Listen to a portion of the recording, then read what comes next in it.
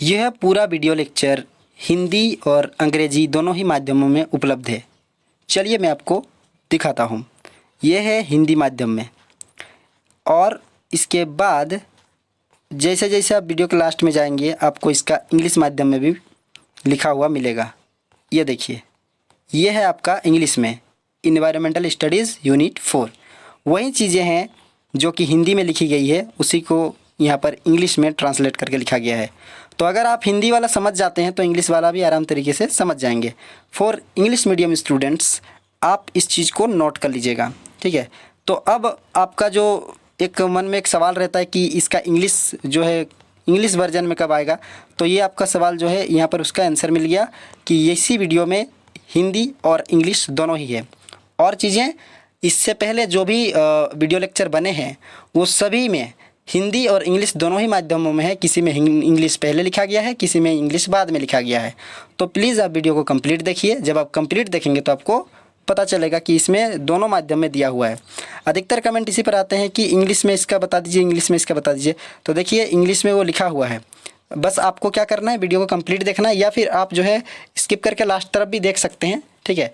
लेकिन समझाया हिंदी में गया है तो इसलिए हिंदी को समझिएगा और इंग्लिश को लिख लीजिएगा, आपका पूरा कॉन्सेप्ट क्लियर हो जाएगा, ठीक है। तो चलिए, ये आपके सवालों के जवाब थे, क्योंकि अधिकतर स्टूडेंट का ये कमेंट था कि सर इंग्लिश में बताइए, इंग्लिश में बताइए। तो इंग्लिश में है लेकिन आप उसको कंप्लीट नहीं देखते। अच्छा, इसके अलावा बहुत सारे विद्यार्थियों का ये भी कमेंट है कि सर हिंदी में बहुत सारे ऐसे वीडियो लेक्चर हैं, इन अंडरस्टैंडिंग इंडिया का, डिजिटल एजुकेशंस का, ठीक है, वो उसमें, और इन्वायरमेंटल स्टडीज़ का भी, ठीक है। एक दो को छोड़ दें तो अधिकतर में हिंदी और इंग्लिश दोनों ही माध्यम में बताया गया है। बस आपको क्या करना है, अगर इंग्लिश पहले लिखा गया तो लास्ट में हिंदी हो सकता है, और हिंदी पहले लिखा गया तो वीडियो के लास्ट में इंग्लिश में बताया गया होगा। बस आपको उसको कंप्लीट देखना है, और कंप्लीट अगर नहीं देख रहे हैं, ठीक है, आपके पास कम टाइम है, तो आप उसको स्किप करके जो है लास्ट वाला देख लीजिएगा या उसे नोट कर लीजिएगा, ठीक है। लेकिन समझना होगा तो आपको कंप्लीट देखना पड़ेगा, और एग्जाम में अच्छे मार्क्स लाने होंगे तो आपको थोड़ा सा कंप्लीट मतलब वीडियो देखना पड़ेगा, क्योंकि अगर आप देखेंगे नहीं तो आप समझेंगे नहीं, और समझेंगे नहीं तो आप लिखेंगे क्या, ठीक है। तो मैं कोशिश करता हूँ कि आपको समझाऊं, और जो आपके सिलेबस में जो चीज़ें लिखी गई है उसको शॉर्ट में समझाऊं, आपको ज़्यादा बोर ना करते हुए, ताकि आपके दिमाग में वो चीज़ फिट हो जाए और आप एग्ज़ाम में उस चीज़ को लिख सकें, ठीक है। मेरा यही रहता है दिमाग में कि आप जब एग्ज़ाम लिखें ना, तो एग्ज़ाम जो है आप अपने शब्दों में लिखें। ये नहीं कि हमको किताबी ज्ञान या कहीं पे लेक्चर सुने थे, इस प्रकार की चीज़ों को लिखना है। आप अपने शब्दों में लिखिए।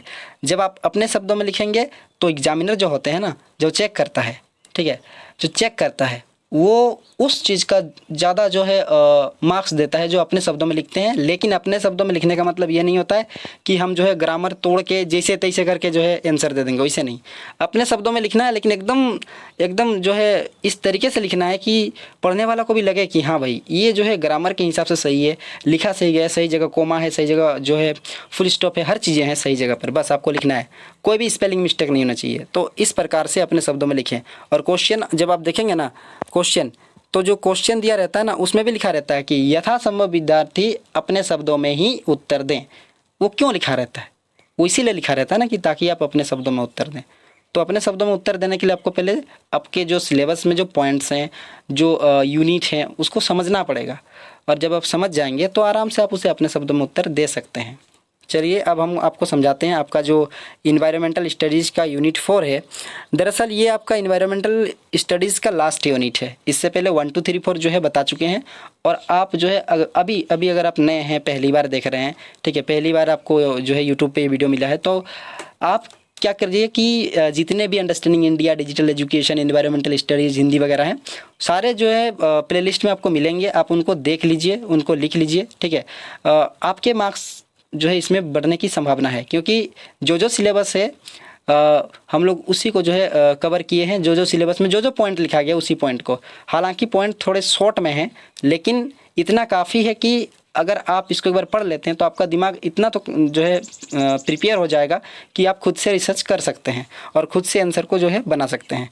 देखिए, यहाँ जो यूनिट 4 है ना, इसमें कुछ जो पॉइंट्स दिए गए हैं वो मूल रूप से जैव विविधता पर आधारित हैं, ठीक है। मैं वीडियो लेक्चर को हिंदी और इंग्लिश दोनों में ही समझाने की कोशिश करूंगा। कुछ कुछ ऐसे वर्ड होंगे जो मैं आपको इंग्लिश में बता दूंगा, तो इंग्लिश मीडियम के अगर आप स्टूडेंट्स हैं तो आपको आराम से समझ में आ जाएगा। और हिंदी वालों के लिए तो हिंदी में लिखा ही हुआ है। देखिए, जैव विविधता को अंग्रेजी में बायोडाइवर्सिटी कहते हैं, ये आपको मालूम होगा, ठीक है।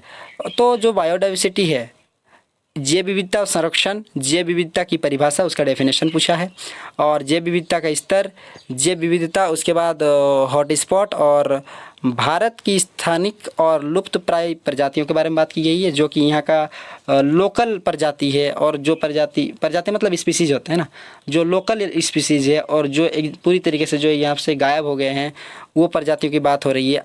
IUCN लाल सूची है ना, आप क्लास 10, हाँ शायद 10, आपने क्लास 10 में शायद रेड बुक डाटा के बारे में पढ़ा होगा, वही चीज़ यहीं पर भी है, जिसमें जो स्पीसीज लुप्त हो गए ना, वो उनके बारे में वहाँ लिखा जाता है। आपको याद होगा गुलाबी सिर वाली बतख, अगर आप 10th में पढ़े होंगे तो गुलाबी सिर वाली बतख, दरअसल ये पहले हुआ करती थी लेकिन गायब हो गई, तो इसे लाल सूची में उसको डाला गया नहीं, वो ख़त्म हो गया था रेड डाटा बुक में, ठीक है। तो यहाँ पर जो है जैव विविधता को खतरा, जैव विविधता संरक्षण रणनीतियाँ, संरक्षण के X2 तरीके, और इसके अलावा आप समझेंगे राष्ट्रीय उद्यान और वन्य जीव अभ्यारण्य, बायोस्फीयर रिजर्व। ये पॉइंट्स हैं, इन पॉइंट्स को बस आपको समझना है, चाहे आप हिंदी मीडियम के स्टूडेंट हो या इंग्लिश मीडियम के स्टूडेंट्स हो, हिंदी तो समझ में आती है, बस आपको समझना है और इंग्लिश वाला को लिख लेना है। लिखते लिखते ही आपको आइडिया हो जाएगा, अगर आप जैसे उसे कॉपी में लिखेंगे ना तो आपको आइडिया हो जाएगा कि किस तरीके से जो है इसका हिंदी बनेगा, ठीक है, या इसमें जो है क्या बताया जा रहा है। देखिए सबसे पहले जैव विविधता की परिभाषा बताई गई है, ठीक है, डेफिनेशन ऑफ बायोडाइवर्सिटी। अब यहाँ पर जो पॉइंट है वो ये है कि जैव विविधता की परिभाषा में हम लोग समझेंगे कि जैव विविधता से तात्पर्य क्या है, ठीक है, इसका मतलब क्या है। तो इसको आप आराम से समझ सकते हैं कि जैव विविधता से तात्पर्य पौधों, जानवरों, सूक्ष्मजीवों सहित जीवित जीवों की विविधता के साथ उनके रहने वाले पारिस्थितिकी तंत्र से है, ठीक है। तो इकोसिस्टम के बारे में आप लोग जानते होंगे कि सभी प्रकार के जीव जंतु एक जगह पर रहकर अपना जीवन चलाते हैं, वो आपका इकोसिस्टम है, यानी कि पारिस्थितिकी तंत्र है। लेकिन ये जो सभी प्रकार के जो जीव हैं, ये सभी प्रकार के अलग अलग जीव हैं, और ये अलग अलग जो जीव हैं ना, इन्हीं को जैव विविधता कहा जाता है। देखिए सूक्ष्म जीव से लेकर जानवर से लेकर पादप से लेकर बहुत सारी छोटी छोटी चीज़ें हैं, बड़ी बड़ी चीज़ें हैं, विशाल का जीव हैं, छोटे से छोटे जीव हैं, लेकिन ये सारी चीज़ें एक ही जगह रहते हैं, ये एक ही जगह इतनी डाइवर्सिटी, इतनी विविधता हुई कैसे, इसको जैव विविधता कहा जाता है, ठीक है। जैव मतलब जीवन है ना, बायोडाइवर्सिटी, इसको याद रखिएगा।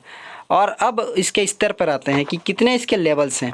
तो मूल रूप से इसके 3 लेवल हैं, ठीक है। 3 लेवल कौन कौन से हैं? जैव विविधता को 3 मुख्य स्तरों पर बांटा जा सकता है। उसमें से एक आता है आपको आनुवांशिक विविधता, ठीक है, जो आपको यहाँ पर दिख सकता है, आनुवांशिक विविधता। एक आपका हो गया प्रजाति विविधता, एक आपका हो गया पारिस्थितिकी तंत्र विविधता, है ना, यानी कि जेनेटिक डाइवर्सिटी आपका हो गया, स्पीसीज डाइवर्सिटी, और एक आपका हो गया इकोसिस्टम डाइवर्सिटी।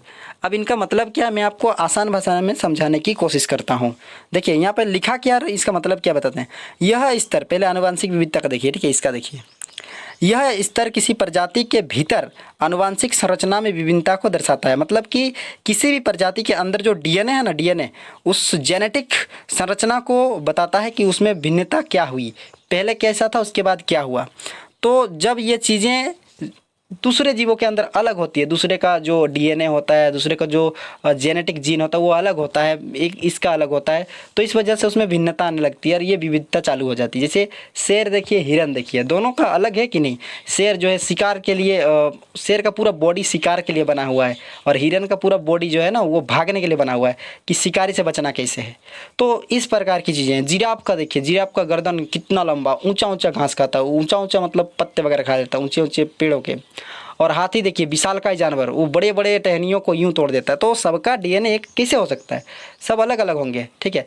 तो सबकी जो संरचना है ना, आनुवांशिकता, जेनेटिक कोड जो है सबका अलग अलग है। प्रजाति विविधता का मतलब ये होता है कि प्रजाति विविधता किसी विशेष क्षेत्र या पारिस्थितिकी तंत्र के भीतर विभिन्न प्रजातियों की विविधता और प्रचुरता का प्रतिनिधित्व करती है। यानी कि किसी विशेष क्षेत्र में जो विभिन्न प्रकार के जीव जंतु हैं उन्हीं की प्रचुरता को जो प्रतिनिधित्व करता है, जो उसके बारे में बताता है, तो उसी को हम लोग बोलते हैं प्रजाति विविधता। और पारिस्थितिकी तंत्र विविधता का मतलब होता है कि किसी दिए गए क्षेत्र के भीतर विभिन्न पारिस्थितिकी तंत्र और आवासों की विविधता को संदर्भित करता है। यानी कि जो जीव जंतु होते हैं वो अलग अलग आवास में रहते हैं, उनमें विविधता पाई जाती है। शेर गुफा में रहता है, ठीक है, हिरन कहीं और रहता है, हाथी कहीं और रहता है, जिराफ कहीं और रहता है, मछली कहीं और रहती है, छोटे छोटे सूक्ष्म जीव कहीं और रहते हैं, पक्षी कहीं और रहती है, पादप का अपना एक अलग ही प्रोसेस है, प्लांट वगैरह।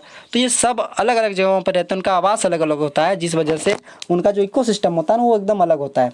तो इस वजह से हम लोग कह सकते हैं कि जैव विविधता का 3 प्रमुख रीजन है, वो है आनुवांशिक विविधता, प्रजाति विविधता, पारिस्थितिकी तंत्र विविधता। इंग्लिश में बोले तो genetic diversity, species diversity and ecosystem diversity. ये चीज़ें हो गई। अब आगे बढ़ते हैं, देखते हैं क्या क्या चीज़ें हैं। जैव विविधता हॉटस्पॉट, ठीक है, यहाँ पर हॉटस्पॉट के बारे में बात हो रहा है। अब इसे फ़ोन के हॉटस्पॉट से मत लीजिएगा, ठीक है।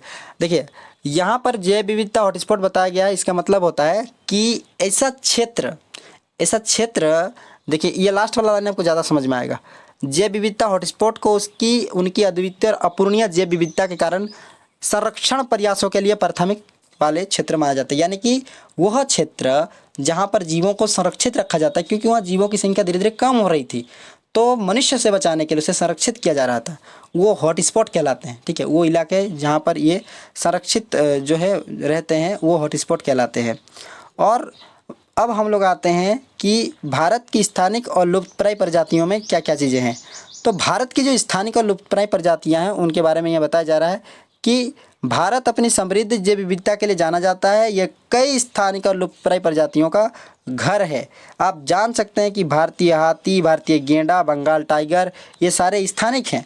भारतीय हाथी भारत में मिलेंगे, दूसरी जगह नहीं मिलेंगे। भारतीय गेंडा, बंगाल टाइगर, ये सारी चीज़ें भारत में मिलेंगी। और लुप्तप्राय हुए प्रजातियां हैं जो कि लुप्त हो रही है, जैसे कि भारतीय शेर लुप्त हो रहा है, भारतीय गिद्ध और भारतीय पेंगोलिन। तो ये सारी चीज़ें क्या हो रही है, लुप्त हो रही है। तो कुछ चीज़ें लुप्त हो रही है मतलब ख़त्म हो रही है, ठीक है, और कुछ चीज़ें क्या हो रही है, ये स्थानिक है, वो बताया जा रहा है। अब आते हैं IUCN लाल सूची मानदंड और श्रेणियाँ, ठीक है। IUCN क्या है, international union for conservation of nature. International, देखिए एक नंबर पूछ सकता है ना, international union for conservation of nature. संकटग्रस्त प्रजातियों की लाल सूची, संकटग्रस्त प्रजाति का मतलब होता है जो प्रजाति अभी खतरे में है, उनकी लाल सूची रखता है, जो दुनिया भर में विभिन्न प्रजातियों को संरक्षण स्थिर और एक व्यापक डेटाबेस है। IUCN रेड लिस्ट विभिन्न प्रजातियों के विलुप्त होने के जोखिम का आकलन करने के लिए विशिष्ट मानदंडों और श्रेणियों का उपयोग करती है। इस श्रेणी में जो चीज़ें शामिल है उसको तो पढ़ेंगे ही, लेकिन समझ लेते हैं कि यहाँ पर किन किन चीज़ों को जो है वो शामिल करती है। तो इन श्रेणियों में क्या क्या चीज़ें शामिल है।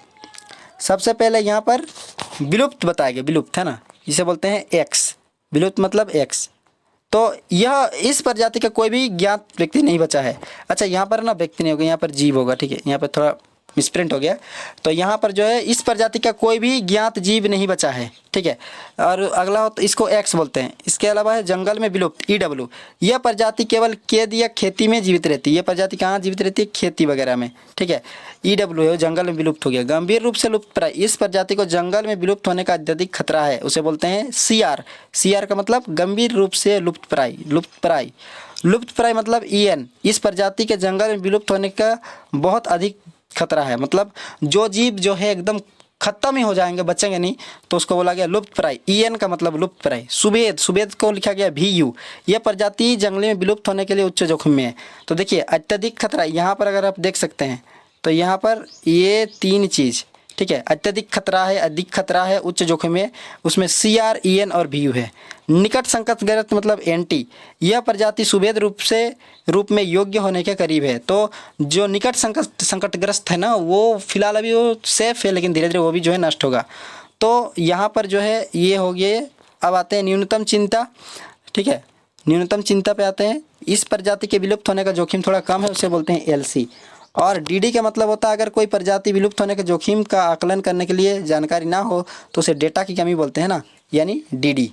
तो मूल्यांकन नहीं किया, कुछ प्रजातियों का अभी तक मूल्यांकन नहीं किया गया, लाल सूची में उसे नहीं रखा गया, तो उसको बोले जाते हैं NE, ठीक है। तो NE का मतलब होता है इनको मूल्यांकन नहीं किया गया, इनको खोजा नहीं गया। DD का मतलब होता है कि इनका जोखिम जो है, जोखिम का आकलन करने के लिए पर्याप्त जानकारी नहीं है, ठीक है, अपर्याप्त जानकारी है मतलब। और LC का मतलब होता है यह प्रजाति के विलुप्त होने का जोखिम कम है। अब आते हैं जैव विविधता को खतरा किससे है, ठीक है। एक शब्द में पता चलेगा, जैव विविधता को सबसे अधिक खतरा इंसानों से है। देखिए जैव विविधता को कई खतरों का सामना करना पड़ता है जो मुख्य रूप से मानवीय गतिविधियों के कारण होता है। साफ साफ बोला है कि जैव विविधता यानी बायोडाइवर्सिटी को सबसे अधिक नुकसान मानव पहुंचाता है। इसके बाद और भी कुछ जो है फैक्ट है जो इसको प्रभावित करते हैं। उसमें आता है निवास स्थान का विनाश, विखंडन, जलवायु परिवर्तन, प्रदूषण, प्राकृतिक संसाधनों का अत्यधिक दोहन। ये सारा चीज़ मनुष्य ही करता है ना, जलवायु को छोड़ दे तो सारा चीज़ कृषि पद्धतियाँ वगैरह मनुष्य करता है और जैव विविधता को नष्ट कर देता है। इन कारकों से प्रजातियों की हानि, पारिस्थितिकी तंत्र का क्षरण, प्राथमिक पारिस्थितिक क्रियाओं में व्यवधान हो सकता है। ठीक है, तो ये इसके खतरे हैं। तो जैव विविधता के खतरा में आप किसको लिखेंगे? आप लिखेंगे मानवीय क्रियाओं के कारण जैव विविधता को बहुत ज़्यादा खतरा हो रहा है। अगला आता है जैव विविधता संरक्षण नीतियाँ, रणनीतियाँ। तो जैव विविधता संरक्षण की दो रणनीतियाँ हैं। उसमें आपका एक हो गया इन सीटू, एक हो गया एक्स सीटू यानी पूर्व स्थान संरक्षण। इन सीटू की जब बात करें तो यह दृष्टिकोण प्रजाति और पारिस्थितिकी तंत्र को उसके प्राकृतिक आवश्यकों के भीतर संरक्षित करने पर केंद्रित करता है। इन सीटू का मतलब कोई भी जो जीव जंतु है ना, उनको उनके पर्यावरण आवास के भीतर ही संरक्षित करना है। यानी जंगल में रहते हैं तो जंगल में ही उसको जो है जंगल के चारों तरफ से घेर कर जो है उनको जंगल में सुरक्षित रखना है। और इन्हीं वजह से राष्ट्रीय उद्यान, वन्यजीव अभ्यारण्य, बायोस्फीयर रिजर्व इसकी स्थापना हुई है। अब अगर हम लोग पूर्व स्थान संरक्षण, ठीक है, इसकी अगर बात करें तो यहाँ पर यह बताया गया है कि पूर्व स्थान संरक्षण में प्रजातियों को उनके प्राकृतिक आवास के बाहर संरक्षण शामिल है। इसमें बंदी प्रजनन, वनस्पति उद्यान, बीज बैंक, चिड़ियाघर शामिल है। तो जंगल के बाहर जब हम लोग किसी भी जीव जंतु को जो है संरक्षित करते हैं तो उससे बोलते हैं पूर्व स्थानीय संरक्षण। यानी इसका एक और नाम था, उसका नाम था शायद X2। ये विविधता हॉटस्पॉट हो गया। और हम लोग स्टार्टिंग में देखते हैं, हाँ देखिए XC2 है ना, XC2। एक का नाम था आपका इन सीटू, एक का नाम था XC2। इन सीटू मतलब जंगल के अंदर ही जीव जंतुओं को बचाना है, उसका कंजर्वेशन, उसको संरक्षण करना है। और XC2 का मतलब होता है कि जंगल के बाहर चिड़ियाघर बनाकर या फिर अलग अलग तरह से बंदी बनाकर, मतलब जो चीज़ें जानवरों को अलग तरीके से एक रखा जाता है जंगल से, ठीक है, तो वो हो गया आपका XC2। ठीक है, तो जानवरों को बचाने के लिए उन्हें चिड़ियाघर में रखा जाता है। वो कोई कैद नहीं है, जानवरों को बचाने के लिए, इंसानों से बचाने के लिए उनको जो चिड़ियाघर में रखा जाता है। लेकिन एक प्रकार से ये उनकी आज़ादी का तो हनन है ही, क्योंकि इंसान जो है अपने आप को फ्री महसूस करता है, लेकिन जानवरों को वो गुलाम के रूप में रखना चाहता है। क्योंकि जानवर जो है फ्रीली नहीं घूम सकते, अगर कहीं फ्रीली घूमेंगे तो इंसान जो है उसको नष्ट करने पर तुल जाते हैं। जैव विविधता संरक्षण की रणनीतियों में इन2 और X2, यहाँ पर XC2 तो आप पढ़ लिए। अब राष्ट्रीय उद्यान, वन्यजीव अभ्यारण्य और बायोस्फीयर के बारे में पढ़ते हैं। ठीक है, तो राष्ट्रीय उद्यान क्या है? ये आपका लास्ट है शायद, देखते हैं तो, हाँ यही आपका लास्ट है।